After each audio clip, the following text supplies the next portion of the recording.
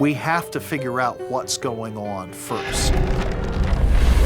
Icebergs falling off and drought and deaths of thousands of animals.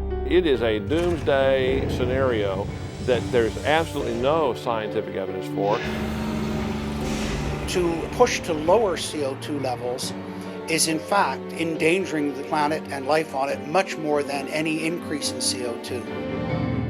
From the typical environmentalist perspective, the best environment is nature untouched by human hands.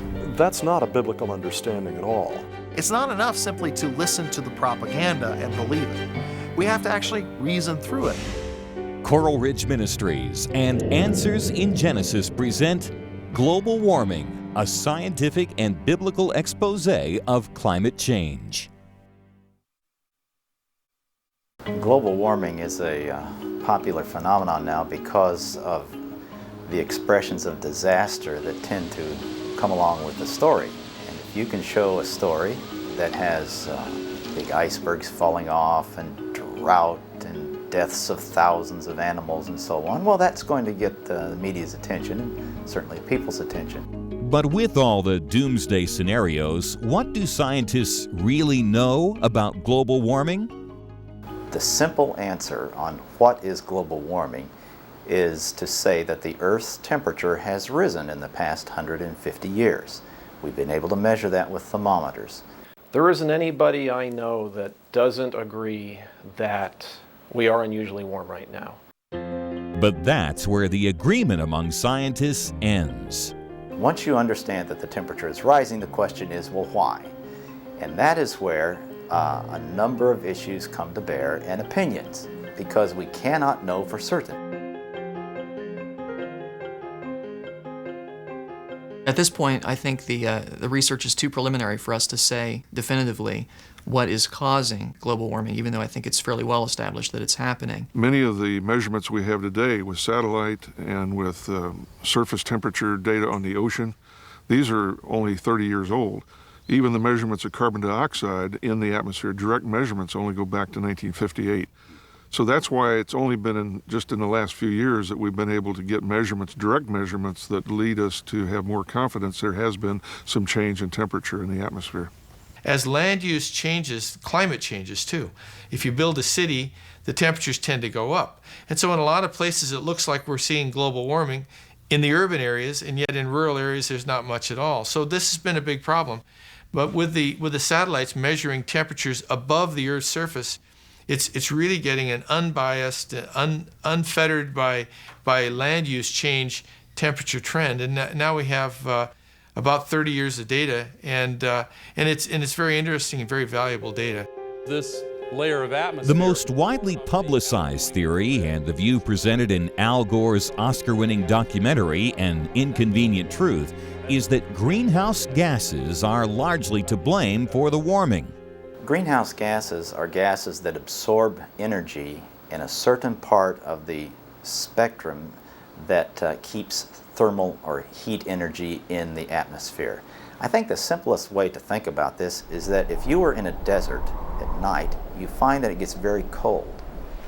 If you're in the southeastern United States at night, say Florida or Alabama or somewhere, you'll find that the nighttime temperatures in the summer stay warm. Well, water vapor or humidity in the southeast is a greenhouse gas that keeps the heat in and doesn't allow it to escape at night. Sunlight comes in, warms the earth.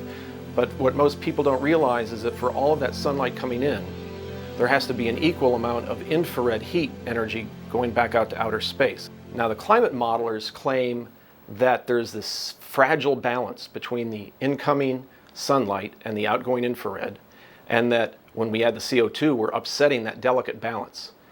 CO2, or carbon dioxide, is the greenhouse gas that grabs most of the headlines.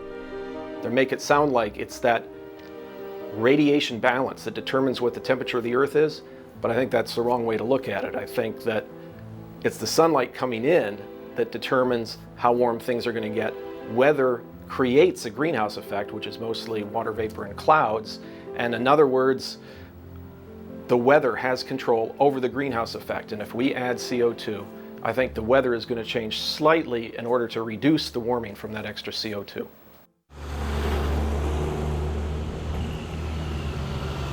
Some people say that CO2 has a dominant effect on the Earth's climate. And the models tend to make you believe that because they leave out all the other variables that I think really matter. We have to figure out what's going on first. If it were as simple as excess carbon dioxide in the atmosphere, which is we know is real, is causing the Earth to warm up, then the data would support that. It doesn't. The great question is, how much, if at all, does that account for the warming that we have seen in recent years? And the best scientific evidence that I see indicates that it is a very tiny proportion of the total cause, if in fact it can even be viewed as a part of the cause at all. The oceans contain much more carbon dioxide than the atmosphere does. And if the temperature, the warming occurs and it warms the ocean, it releases carbon dioxide, very much like a bottle of soda pop. When it's warm, it fizzes very easily. So the ocean will release carbon dioxide when it's warmer. That in turn explains the increase in carbon dioxide with the increase in temperature. But the temperature leads the carbon dioxide change. We can't look out and develop an instrument that says, this tells me why the temperature is changing. Some people think all that you see in terms of global warming is caused by humans and the greenhouse gases we emit because of energy production. Others say it's completely naturally induced, like changes in the solar input from the sun or various ways in which the weather fluctuates due to natural changes in the ocean circulation or wind systems and so on like that. The bottom line is that, contrary to popular reports, not all scientists agree that global warming is man-made. I would say that the mainstream view of global warming is, yes, we are unusually warm right now, and most of it is probably due to mankind. Now, you'll hear that there's a consensus of scientists that believe this. It turns out that there are very few scientists in the world that know enough about the whole problem to actually be able to cast judgment on this. So that if you hear that 1,000 scientists agree that global warming is due to mankind, chances are only 10 of that 1,000 actually know enough about the problem to cast any judgment on the issue at all. We don't really know for certain what's causing global warming. We know that it's happening. There is evidence to suggest that the Earth's temperature has gone up a bit. And there are many mechanisms that have been proposed. And of course, the one that I'm most interested in as an astronomer would be the astronomical aspects of that, namely the influence of the sun. We do know that the sun's overall intensity is greater when there are more sunspots. That's something that's been measured. So that's definitive. But we don't know for certain if that's what's causing the increased temperatures on Earth.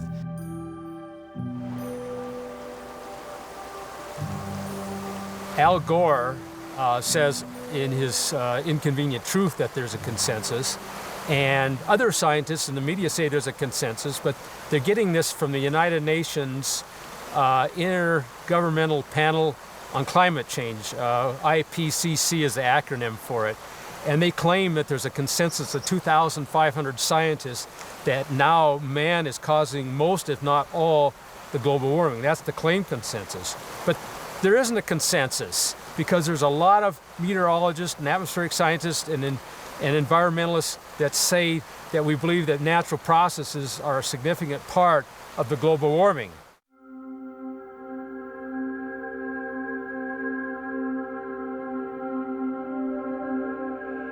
Aside from the causes of warming, the effects of global warming are also up for debate. As far as Al Gore's movie goes, An Inconvenient Truth, I think there was a lot of misrepresentation and half-truths in that movie. He showed a lot of dramatic footage of different things going on, ice crashing off of glaciers into the ocean, and droughts and floods, and of course what he didn't mention was everything he showed in the movie happens naturally. The concern that many scientists have is that whether you have an ice age or whether you have warming, major warming, it's going to cause droughts and doom and gloom. But there are benefits. For example, in the northern parts of the United States and in Canada, if you have global warming, you're going to have longer growing seasons up there, and people will be able to live up there. It will be warmer to the south, and there may be some places of drought, but we have droughts today, so it's not a major effect. Well, a lot of people, when they hear about global warming, they have this doom and gloom mentality that it's going to just be a disaster and wipe out all life on Earth. And really, we need to consider that actually global warming may have a number of positive benefits as well. And now certainly it'll have some negative consequences, but we need to consider the fact that, for example, human lives will probably be saved as a result of global warming because, after all, more people die of exposure to cold than they do exposure to heat. And therefore increasing Earth's temperatures will likely result in fewer human casualties. Now that's something that people need to consider, as well as certain areas of the world becoming more habitable as a result of global warming. And granted, certain areas becoming less habitable as well. So things are going to change, but not all of it's negative change, and therefore we ought to have a balanced view of global warming and not just to have a reactionary position on it. You know, in science, as Lord Kelvin said, all science is numbers. And so when I hear people talk about polar bears, I say, well, let's be scientific about them. Let's count the polar bears.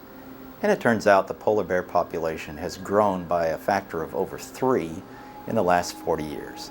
Some experts say the record-setting 2005 hurricane season is evidence for global warming, but not all agree. There's a lot of uncertainty about whether hurricanes are either more frequent or more intense. Certainly, 2005 was a record year for hurricane hits in the United States. That was pretty amazing. But then you remember 2006 was a flop, basically. It was below normal.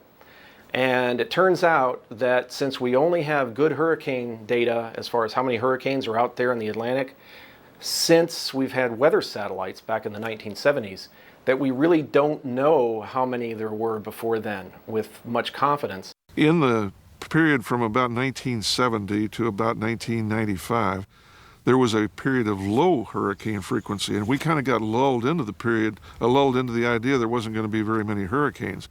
Suddenly, in the late 1990s and the early 2000s, we got a lot more hurricanes, and they were more intense. Much of the damage, however, that was produced by these wasn't due to more hurricanes and more intense ones. It had to do more with the fact that we had more structures built along coastlines.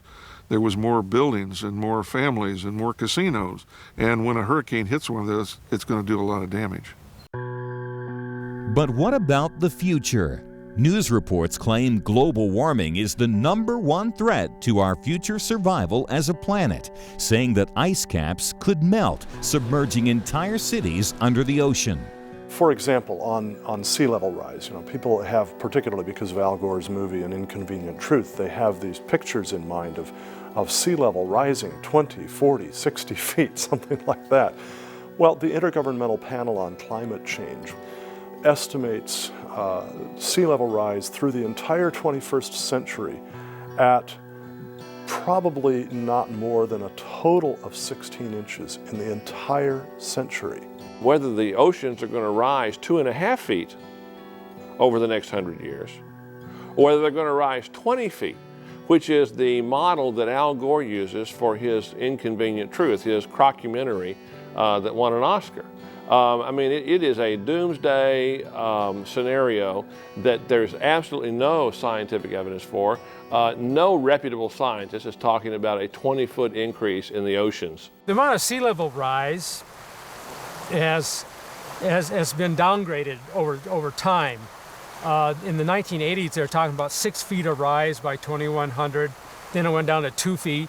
And the latest 2007 IPCC report only said about 1 foot to maybe 16 inches. And it's interesting that estimated drop in sea level caused a lot of environmentalists to complain to the IPCC to not do that, not de-emphasize the sea level rise.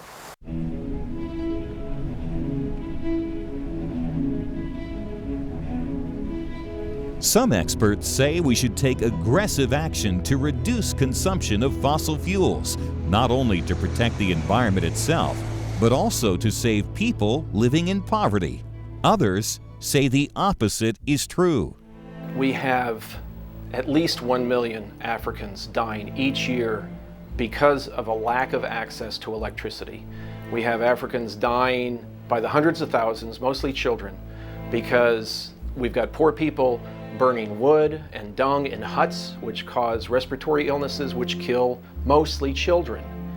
Meanwhile, these people can't have electricity because environmentalists that don't even live in Africa put pressure on their governments and don't let them build hydroelectric dams that could give them electricity and save their lives.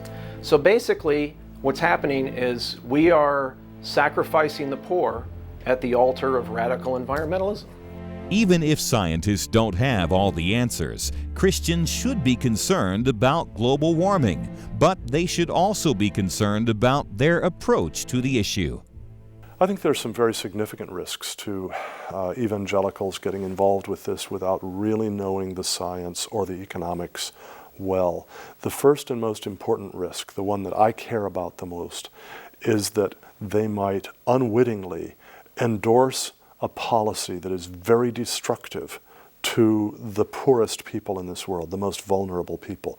Those people desperately need abundant and cheap energy to drive the economic development that will lift them out of absolute poverty. In Genesis chapter 2, Adam was put into the garden to keep it and to till it. To keep it means to guard it and to protect it. To till it means to cause it to bring forth its fruit, to develop it. For what purpose? For human good.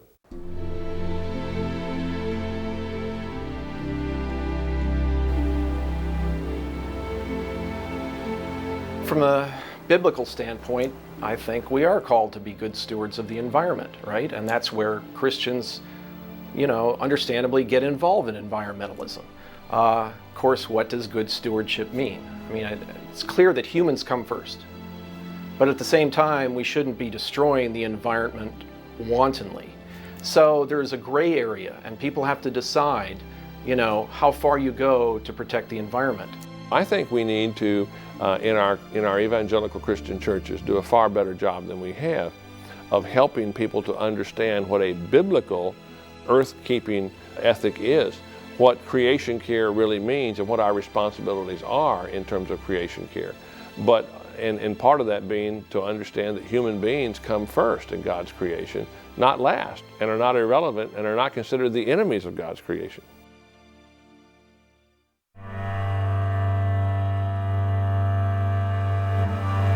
The amount of global warming so far since 1880, the end of the Little Ice Age, is only 1.2 degrees Fahrenheit. 1.2 degrees Fahrenheit. That is not a lot to panic over. And I believe a good proportion of that is from natural processes, and it can be demonstrated from the literature. CO2 is presented as a pollutant because you want to show that it's the byproduct of industry, which is what they're attacking. In fact, there is no life on Earth without CO2 in the atmosphere. Plants need it to produce oxygen, and without that oxygen, there is no living things on the planet. And to push to lower CO2 levels is in fact endangering the planet and life on it much more than any increase in CO2. There is one major benefit, I think, to the increase in carbon dioxide that everybody's concerned about, and that is plants grow much more effectively. They will grow, you can increase the carbon dioxide in greenhouses, and you'll get plants to grow at a rate of 2 and 3 times what they normally do, and they take much less water in order to be able to grow. In the documentary titled The Great Global Warming Swindle, scientists question today's popular theory on global warming. Dr. Tim Ball, a prominent climatologist from Canada, has received several death threats for speaking out on his views regarding the causes of climate change. All scientists should be skeptics. All scientists should question anything and challenge all the time. Where it became really personal and nasty was when we were called deniers. And of course, all of the Holocaust connotations of that term, which is really an obscenity.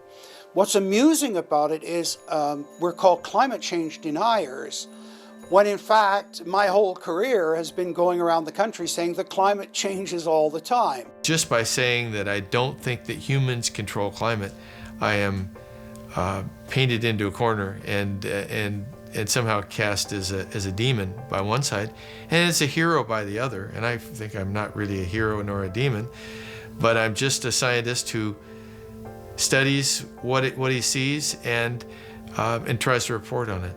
The radical environmentalist movement, one of the key problems that they have is, in order to make some of the statements they're saying, they have to basically ignore science.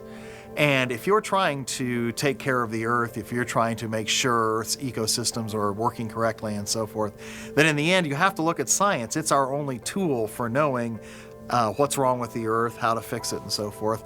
Time and time again, though, these radical environmentalists have to actually ignore the science in order to say what they have to say. If you can persuade people that this great catastrophe is on the horizon, you can promote that agenda. And the easiest way, it seems, to persuade people is not to argue the evidence. From the typical environmentalist perspective, the best environment is nature untouched by human hands. That's not a biblical understanding at all. The Bible says that when God created man, He told him, He gave him a commission to multiply, to fill up the earth, to subdue it, and to rule over it. When He placed him in the Garden of Eden, which was not the entire planet, He told him to cultivate and guard the garden. And in Romans 1:25, the Apostle Paul warns us against those who have exchanged the truth of God for a lie and worshiped and served created things rather than the Creator. One of the things that I see happening with a lot of groups and a lot of people is what we call pantheism, and that's worshiping the creation. You know, one of the terms we have in the Northwest is tree hugger, which is not necessarily a bad term, but I think it represents the fact that often people tend to worship God's creation and not worship the Creator Himself.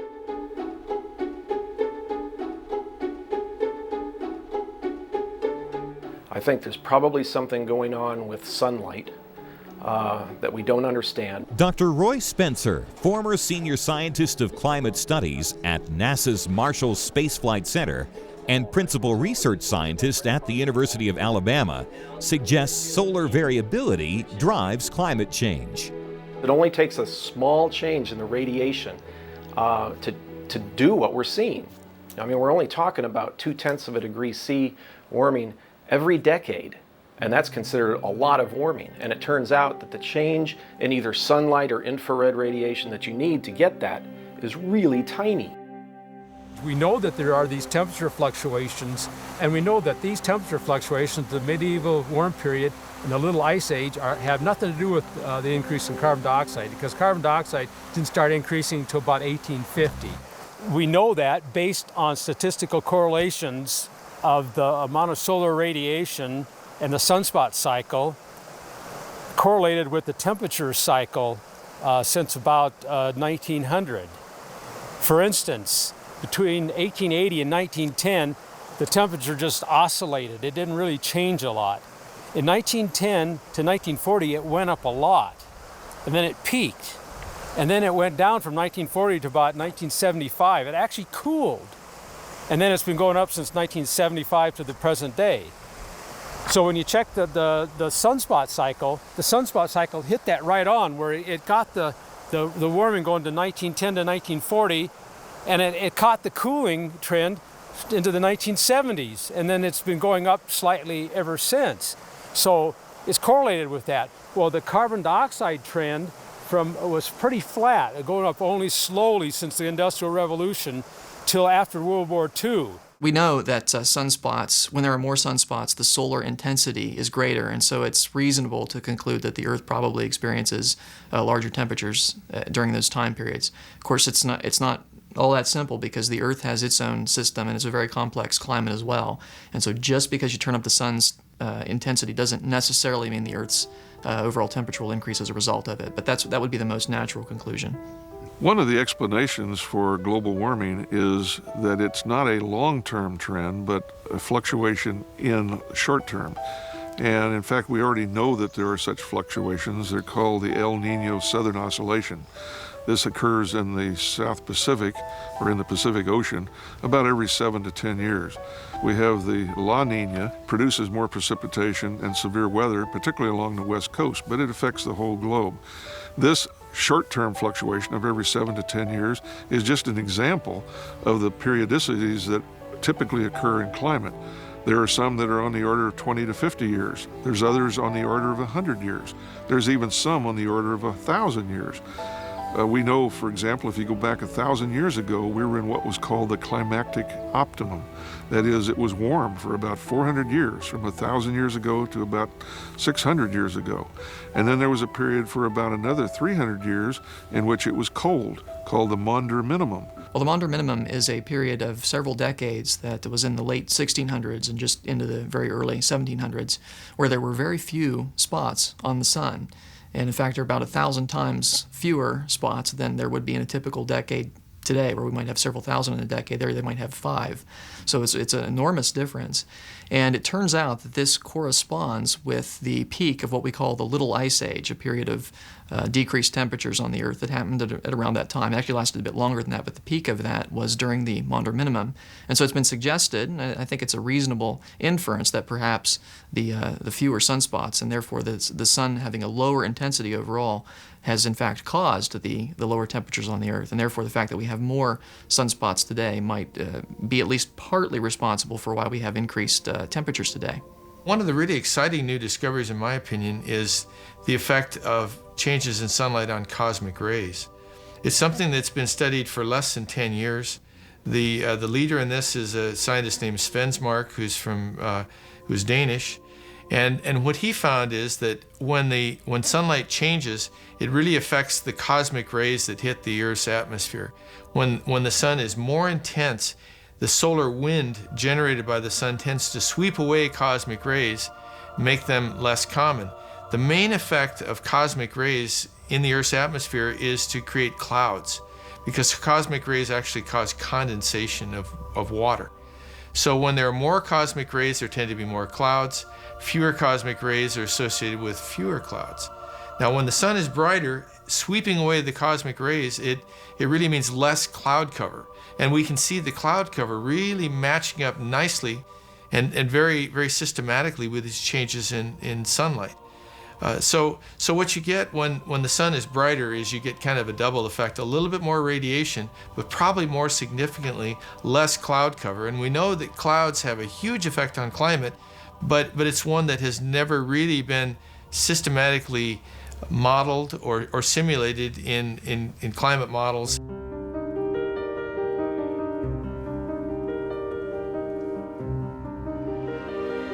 The majority of media attention has been focused on the need to reduce greenhouse gases in the atmosphere, such as carbon dioxide or CO2, to stop global warming.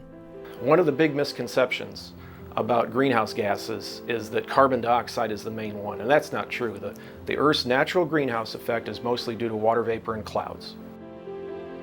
In fact, 95% of greenhouse gases are actually water vapor, and the input of CO2 by humans into the Earth's atmosphere is minuscule.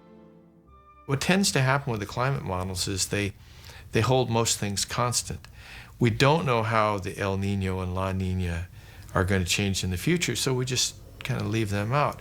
We don't know about sunspot cycles, long-term and short-term, so we leave that out. And we don't know how things like land use change are going to have an effect, so we leave those out. And what we're left with is really changes in greenhouse gases, especially carbon dioxide. The focus is just on CO2, which is a very small part of it, but the sun explains virtually all of the temperature change that we're seeing. Notice the correlation between solar warming and the Earth's temperature changes over the past century. In spite of these findings, Dr. Ball says that the funding that supports the theory of man-made global warming has created an industry that has generated a truth of its own. In the US, it's $100 billion at last count, federal money going to funding, trying to prove the theory. And of course, that's completely against the scientific method, because the scientific method tries to disprove a theory, not prove it. And so you're not only funding only one side of it, but you're also thwarting how science should properly work. One of my favorite scientists was the late Richard Feynman, who was a premier physicist in the US. And Feynman said, "The finest scientists are always trying to prove themselves wrong." What I really see in science is often the reverse of that. People are trying to prove themselves right, and they seem to grasp at things that will prove their point. The funding for government funding, for grants, is skewed now towards those who believe that climate change is a problem. After all, why would you fund research for something that's not a problem? And so there has been a war chest built up for those who supposedly represent the consensus view. Dr. Ken Chilton is an associate professor of environmental economics at Lindenwood University in St. Charles, Missouri. He warns that if we implement a reduction in oil use, it could cost us dearly in the long run. What would the gas prices look like if we had to try to reduce oil use, coal use, and our energy use in our house? Coal is the primary source for producing electricity in this country. Well, it would impoverish even a rich country like the United States. The rich countries of the world would not be able to help the developing countries because we would become like the developing countries. The suggestion has been made that we need to reduce carbon dioxide input to the atmosphere below what we had back in 1990, even cutting it maybe by 50% below that. To do that would take a major percentage of the economy out of our culture. We could spend 50% of our annual product, economic product, to be able to make that kind of an effect. That is a major commitment to do that. But probably more important is, would it do any good? And I'm convinced that it wouldn't. For one thing, is I don't think the carbon dioxide increase that we have measured is producing that big an effect. I think the primary increase is due to something different, the variation in the electromagnetic fields on the sun. And for us to spend a major percentage of our economy to try to reduce carbon dioxide when it's probably not the main cause and probably wouldn't have a major effect, I think would be a major mistake. People that have a political agenda see it as a very nice vehicle to push their own agenda. It's logical to want to be a good citizen of Earth. We are citizens of Earth, but you don't do it when you're being pressured by fear, and also when you're being exploited because of your lack of understanding. One of the justifications for doing something about global warming is it will help the poor, because the poor supposedly are at the greatest risk from global warming. The truth is what the poor are at risk of is dying from poverty and disease as a result of poverty. And so what we need, they need to use more energy and of course have the freedom to have free markets and all that to get themselves out of poverty. According to poverty.org, hunger alone kills over 9 million people each year. One of the unintended consequences of trying to do an all-out war on global warming is that it is going to cause the developing countries not to be able to develop as they need. They are in poverty at this point, and one of the best chances they have for being able to get out of poverty is to be able to have the technology applied to agriculture and to be able to get power, to be able to put in technology into small villages and so on.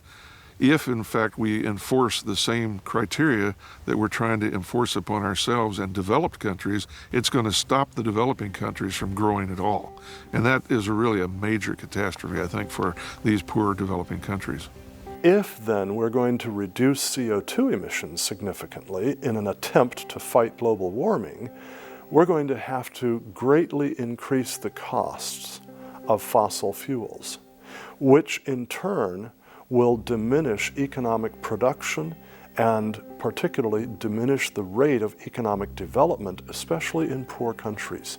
The result of that is going to be that we condemn people in poor countries, the roughly 2 billion of the people in this world who live right now without electricity to their homes, without pure drinking water or sewage sanitation. We will condemn them to decades or generations more of the great poverty in which they live and the disease, the high death rates that they suffer right now because of that. Poor people actually do the most environmental harm. Why? Because it's about survival.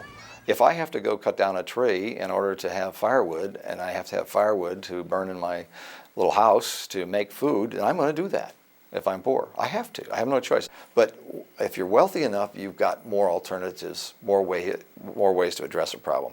If you're poor, you're just going to wind up being victimized by things like hurricanes, by floods, by ice storms. Believers should understand the great blessings that we have achieved through these past few thousand years, and that gives us the ability to enhance human life, which I think is a command in Scripture. In Matthew 25:40, the Scripture says, "The king will reply, I tell you the truth, whatever you did for one of the least of these brothers of mine, you did for me."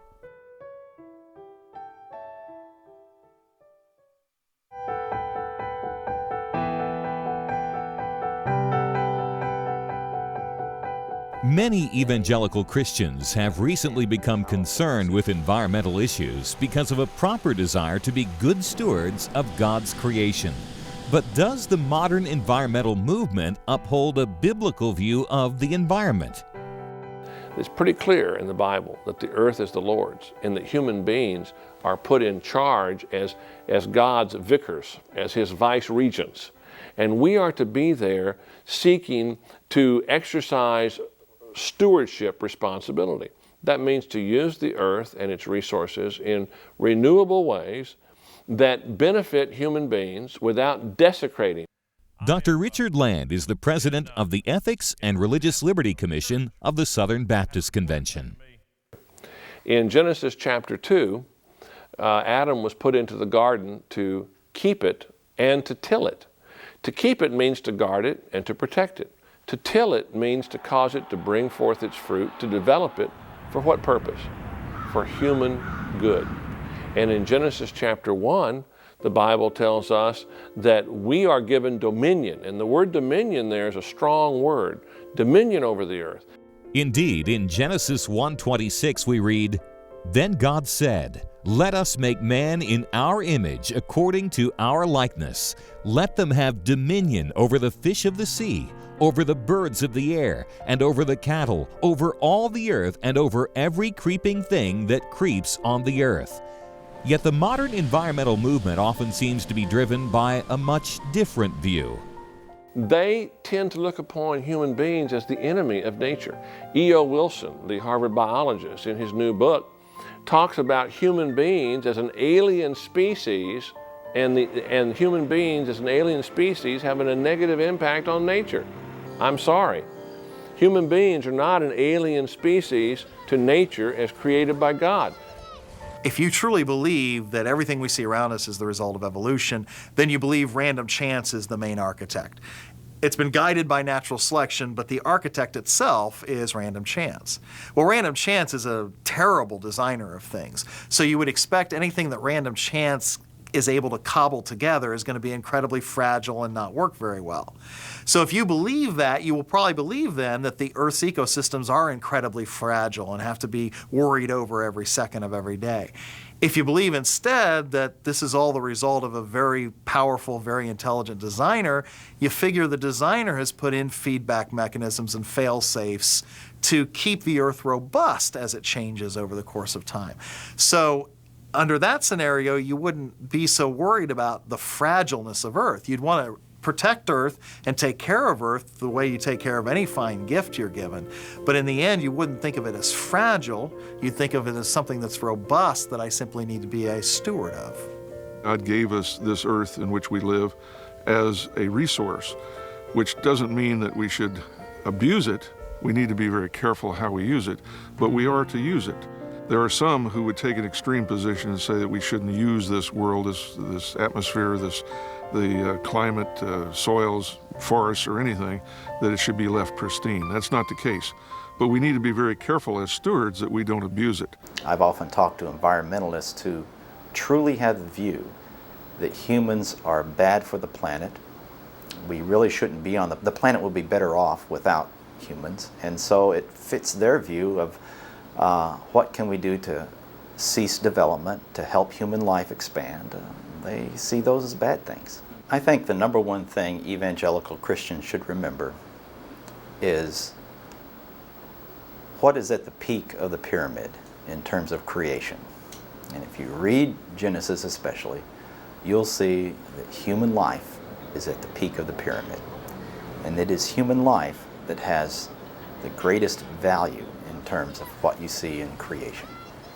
And therefore, what you do to preserve, protect, grant security and health to in terms of human life is the number one thing you can do. People live longer and live healthier in developed countries.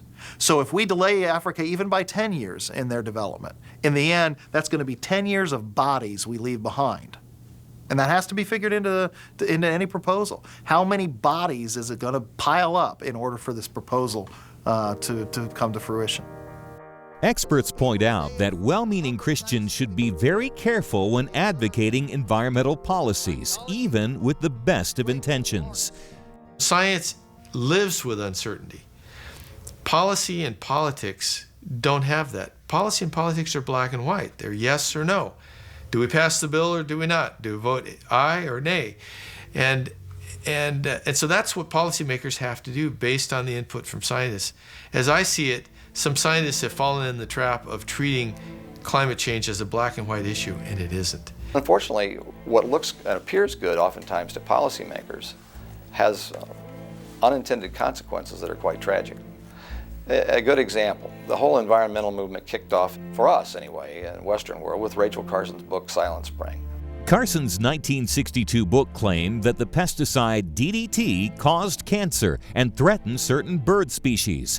But DDT had also been extraordinarily successful in combating malaria-carrying mosquitoes, with the World Health Organization estimating it saved 500 million lives.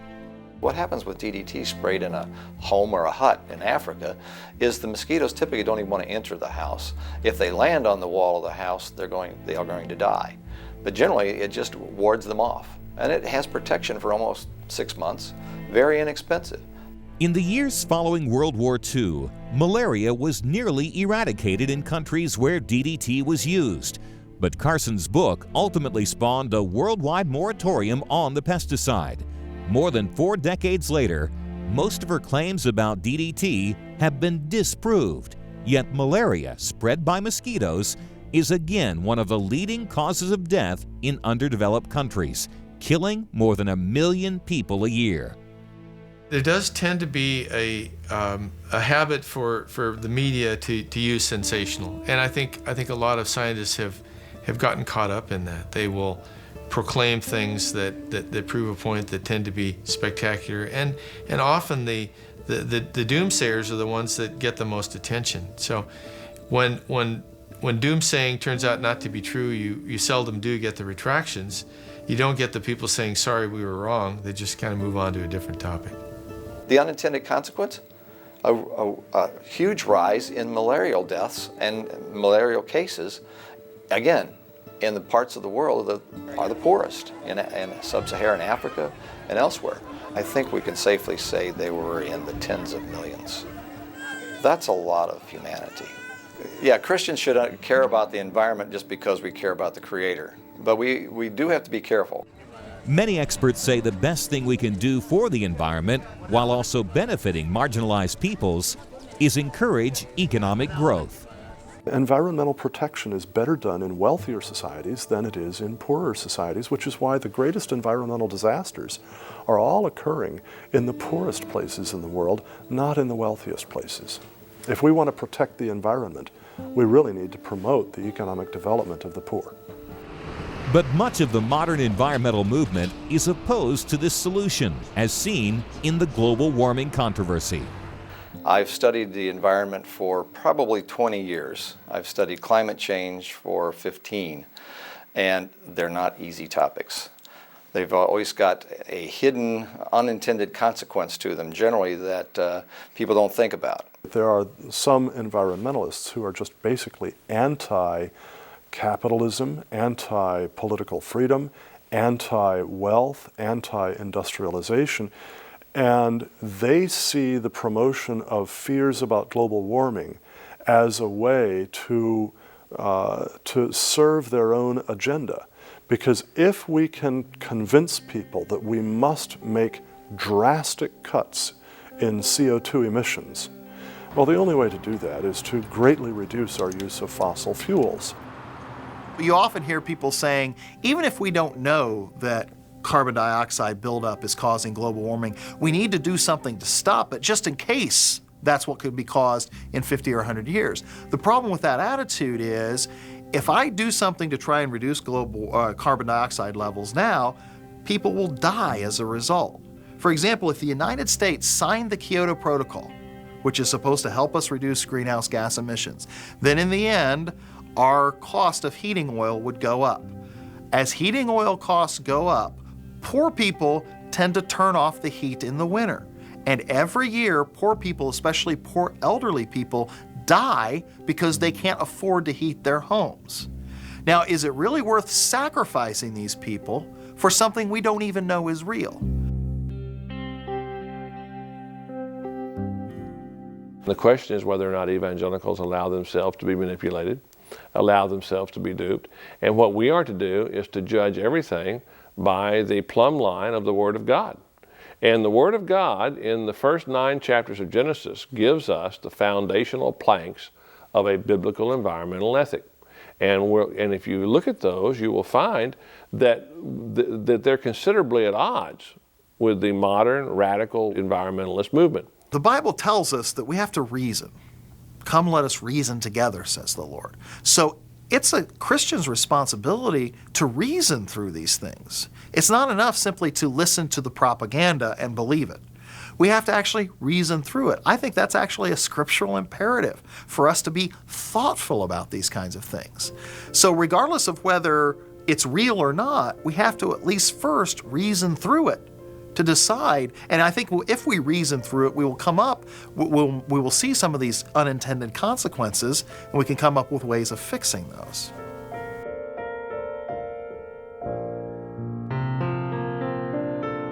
I think Christians should apply 1 Thessalonians 5:21, which says, examine everything carefully, but hold fast to that which is good. And that's been my research principle for 40 years.